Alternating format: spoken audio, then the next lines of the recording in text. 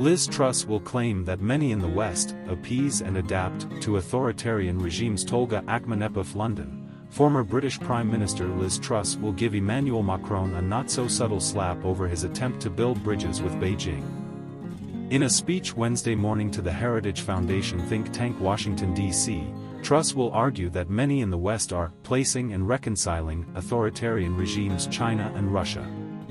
And he will say that after Russia's invasion of Ukraine, just days after Macron's high-profile trip there, it was a sign of weakness for Western leaders to visit China and ask Prime Minister Xi Jinping for his support.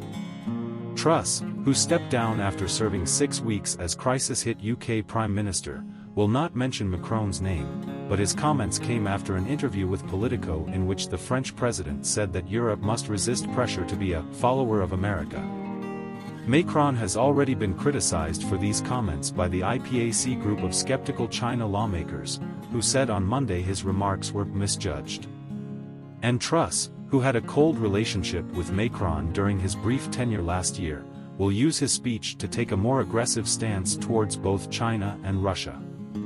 We've seen Vladimir Putin attack a free democratic neighbor for no reason. We've seen China increase its weapons arsenal, threaten a free democratic Taiwan, Truss said.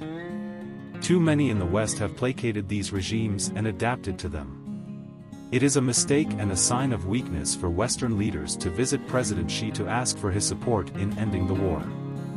Instead, we should devote our energies to taking more measures to support Taiwan. We have to make sure Taiwan can defend itself.